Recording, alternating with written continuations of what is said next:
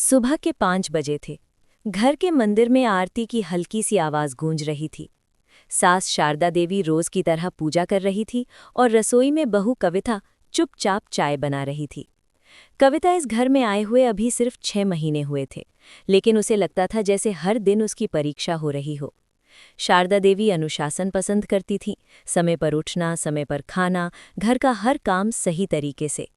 कविता पढ़ी लिखी और समझदार थी, पर नए माहौल में खुद को ढालने में उसे वक्त लग रहा था। एक दिन सुबह शारदा देवी रसोई में आईं और बोली कि दाल जरा ज्यादा पतली हो गई है, घर का काम ध्यान से किया करो। कविता ने कुछ नहीं कहा, बस सिर झुका लिया, मगर उसकी आंखें नम हो गई।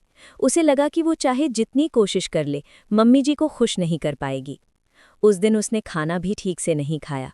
उसका पति राहुल सब समझ रहा था, लेकिन दोनों के बीच खुलकर बात नहीं हो पाई। शाम को अचानक शारदा देवी की तबीयत बिगड़ गई। ब्लड प्रेशर बढ़ गया और राहुल ऑफिस में था। उस वक्त कविता ही आगे आई। उसने घबराए बिना डॉक्टर को फोन किया, दवा दी, पैर दबाए और पूरी रात सास के पास बैठी रही। आधी नींद में शारदा देवी ने आंख खोली तो देखा कि कविता कुर्सी पर बैठी ऊँघ रही है, लेकिन उनका हाथ थामे हुए है। कमजोर आवाज में उन्होंने पूछा कि तुम सोई नहीं? तो कविता की आंखें भर आईं और वो बोली कि आप ठीक हो जाएं, बस यही जरूरी है मम्मी जी। अगली सुबह शारदा देवी ने कविता को पास बुलाया। उनकी आवाज में सख्ती नहीं, बल्कि अपनापन था। उन्होंने कहा कि शायद उन्होंने कविता को समझने की कोशिश ही नहीं की। उन्हें लगा सख्ती से घर चलता है, लेकिन कल कविता ने जो किया वो फर्ज नहीं, प्यार था।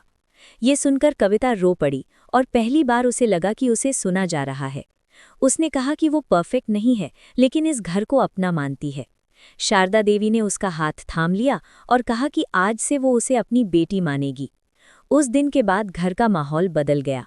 गलतियों पर डांट की जगह समझने ले ली और चुप्पी की जगह बातचीत ने। एक दिन राहुल ने मुस्कुराकर कहा कि आज उसका घर सच में घर लग रहा है, क्योंकि जब सास माँ बन जाए और बहू बेटी, तो घर नहीं, परिवार बनता है। वीडियो के एंड तक बने रहने के लिए धन्यवाद। कहानी अगर थोड़ी भी अच्छी लगी हो तो कृपया एक लाइक कर दें और हाँ, सब्सक्राइब करना ना भूलें। धन्यवाद।